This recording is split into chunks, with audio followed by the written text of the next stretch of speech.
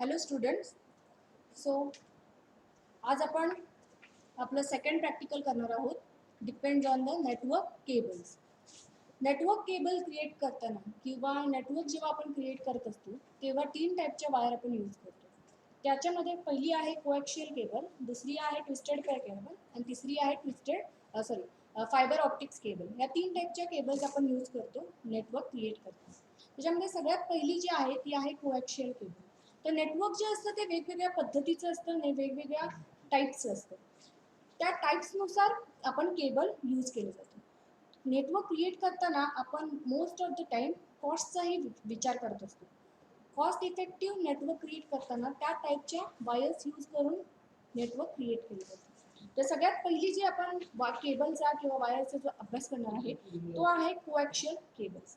तर coaxial cables ज्या असतात त्या बेसिकली कुठे फाइंड होतात किंवा आपण कुठे त्या बघू शकतो. सगळ्यात पहिल्यांदा कोएक्शियल केबल ज्या असतात त्या आपल्या टीव्ही चे जे कनेक्टर्स यूज केले जातात किंवा टीव्ही केबलचे जे कनेक्टर्स यूज केले जातात तिथे आपण कोएक्शियल केबल्स मॅक्सिमम टाइम बघतो किंवा राउटर्स वगैरे जे तुमच्या घरी यूज केले असतील तर त्याला सुद्धा ते असतं. सो कोएक्शियल केबल नक्की कशी असते आणि ती त्याच्यामध्ये काय काय असतं. तर कोएक्शियल केबलचे ॲक्च्युअल स्ट्रक्चर या पद्धतीने असते की त्याच्या सगळ्यात आतल्या भागात एक मेटल रॉड असतो आणि तो मेटल रॉड जो असतो तो मोस्ट ऑफ तांब्याचा बनलेला असतो. त्याच्यावरती जो असतो आता एक तांब्याचा रॉड आहे त्याच्यामध्ये कुठल्याही पद्धतीने क्रॉसटॉक होऊ नये. आता क्रॉसटॉक ही पद्धत मी तुम्हाला शिकवलेली आहे ऑलरेडी लेक्चर्समध्ये. क्रॉसटॉक म्हणजे काय असतं की बारीक बारीक स्पार्किंग किंवा आपली जी एनर्जी सप्लाय किंवा आपण जो इलेक्ट्रिसिटीचा सप्लाय पास करतो तो सप्लाय कुठल्याही पद्धतीने एका कनेक्टिव्हिटीकडून दुसऱ्या कनेक्टिव्हिटीकडे पास नाही झाला पाहिजे. आणि ती न होण्यासाठी आपण कशाचा वापर करतो तो इन्सुलेटरचा वापर करतो, कुठल्याही पद्धतीच्या शीटचा वापर करतो. मग ह्या जेव्हा कोएक्शियल केबल क्रिएट केल्या जातात तेव्हा प्लास्टिक शीट आणि ॲक्च्युअल थ्रेड शीट अशा 2 शीटचा वापर केलेला असतो. मग त्याच्यामध्ये डायइलेक्ट्रिक आयसोलेशन सीट ही प्लास्टिकची सीट त्या आतल्या साईडच्या तांब्याच्या वायरला कोटेड असते. ते झाल्यानंतर त्याच्यावरती एक आपली प्रॉपर थ्रेड शीट जी असते म्हणजे अशी शिवल्यासारखी थ्रेड शीट असते ती थ्रेड शीट आपण वापर करून घेतलेला असतो. आणि त्याच्यानंतर सगळ्यात लास्टला जो कव्हर असतो जसं तुम्हाला दिसतंय स्क्रीनवरती त्या पद्धतीने त्याचं कव्हरिंग असतं. आणि लास्टला जे असते तो आउटर रॅपर असतो जो की प्लास्टिकने क्रिएट केलेला असतो. तुम्हाला जसं माहिती आहे की plastic is nothing bad conductor of electricity and heat. So because of that these things are used for creating a coaxial cable. जसं मी तुम्हाला सांगितलं की याच्या बेसिकली कोएक्शियल केबल कुठे यूज केली जाते तर आपल्या केबलच्या कनेक्टिव्हिटीमध्ये जिथे आपण टीव्हीचे केबल्स यूज करतो त्या कनेक्टिव्हिटीमध्ये ती वायर मोस्ट ऑफ यूज केली जाते. तर त्याचबरोबर या जेव्हा कोएक्शियल केबल आपण यूज करतो त्याच्यामध्ये थिन आणि थिक असे 2 पद्धतीने त्याचं बायफर्गेशन केलेलं असतं. आता थिन आणि थिक म्हणजे काय तर सिम्पली जे आतमधली जी कॉपरची जी वायर आहे किंवा जी रॉड जो यूज केलेला आहे तो एक तर थिन असू शकतो किंवा थिक असू शकतो. मग जर तो थिन आहे तर त्याला थिन कोएक्शियल केबल असं म्हटलं जातं. आता ते कशावरती डिपेंड असतं तर त्याच्या डायमीटरवरती डिपेंड असतं.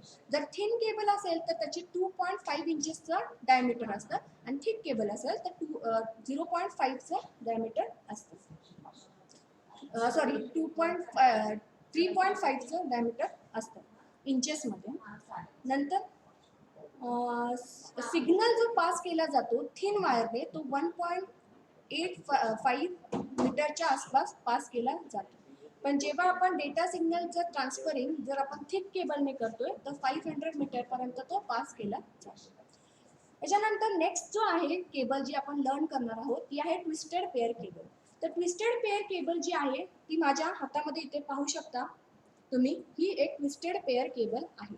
या ट्विस्टेड पेअर केबलच्या आतमध्ये तुम्हाला या पद्धतीने वायर्स अटॅच केलेल्या दिसतील. त्याच्यामध्ये वेगवेगळ्या मल्टिपल कलर्सच्या वायर्स असतात. आता ट्विस्टेड पेअर केबलमध्ये सुद्धा 2 टाईप पडतात. एक म्हणजे शिल्डेड ट्विस्टेड पेअर आणि दुसरी म्हणजे अनशिल्डेड ट्विस्टेड पेअर. जेव्हा शिल्डेड ट्विस्टेड पेअर येते तेव्हा त्याच्या आतमध्ये एक शीट थ्रेड शीट आपल्याला अवेलेबल असतं. ते असतं ते इन्सुलेटर असतं. तुम्हाला इथे दिसत असेल स्क्रीनवरती ही ट्विस्टेड पेअर तुम्हाला कशा पद्धतीने व्ह्यू होते. या ट्विस्टेड पेअरमध्ये ईच अँड एव्हरी वायर या पद्धतीने ट्विस्ट केलेली असते, म्हणून त्याला आपण काय म्हणतो, ट्विस्टेड पेअर म्हणतो. आता माझ्या हातात जी आहे ती कुठली आहे, अनट्विस्टेड अनशिल्डेड ट्विस्टेड केबल आहे. आणि ही जी तुम्ही बघता आहात ही आहे शिल्डेड ट्विस्टेड पेअर. ह्याला दिसत आहे तुम्हाला हे शीट आहे जे की कव्हर केलेलं आहे त्याच्या आतमधल्या वायर्सच्या वरती, जेणेकरून कुठलाही क्रॉसटॉक होऊ नये. ठीक आहे, तर ही झाले ट्विस्टेड पेअर केबल. आणि आपली लास्टची जी केबल आहे ती आहे फायबर ऑप्टिक्स केबल. आता सगळ्यात इम्पॉर्टंट थिंग ही आहे की ट्विस्टेड पेअर केबल कुठे यूज केली जाते, तर जिथेही इंटरनेट तुम्हाला क्रिएट करायचं आहे, नेटवर्क कुठलंही लॅन कनेक्टिव्हिटी असू दे किंवा तुम्हाला तुमची सिम्पली एका स्वतःचा PC जर कनेक्ट करायचा असेल तर त्या स्लॉटसाठी सुद्धा तुम्ही सिम्पली ट्विस्टेड पेअर यूज केली जातात. आता बेसिकली ट्विस्टेड पेअरच केबल काय यूज करायची, तर मोस्ट लेस कॉस्टली जर कुठली वायर असेल जी की आपण इम्प्लिमेंट करण्यासाठी लॅन कनेक्टिव्हिटी किंवा यूज करण्यासाठी करू शकतो, तर ती आहे ट्विस्टेड पेअर. ही लेस कॉस्टली आहे, पुन्हा मोस्ट इफेक्टिव्हली आहे. त्यामुळे लॅन कनेक्टिव्हिटीसाठी आपण most of twisted pair cable use करतो. नेक्स्ट आहे coaxial cable, fibre optics cable. Fibre optics cable are most costly cables.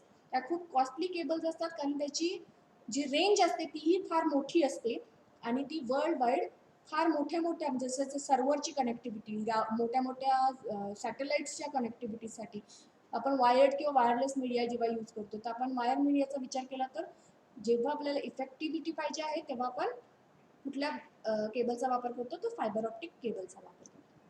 त्याच्यामध्ये सगळ्यात आतमध्ये जो असतो, तुम्हाला इथे स्क्रीनवरती दिसत असेल की आतमध्ये कोर आहे, त्याच्यावरती जे आहे ते क्लेडिंग आहे. क्लेडिंग हे मेडअप ऑफ प्लास्टिक्स असतं.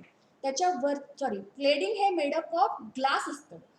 का ग्लास असतं, जसं मी तुम्हाला सांगितलं, जेव्हा फायबर ऑप्टिक केबल आपण यूज करतो तेव्हा त्याच्यातून साऊंड वेव्सला पास करतो. जेव्हा अल्ट्राव्हायोलेट लेटचे रेज जे असतात त्या त्याच्यातून पास केल्या जातात आणि त्यामुळेच ते ॲक्च्युअल ट्रान्सफर ऑफ इलेक्ट्रिसिटी केली जाते.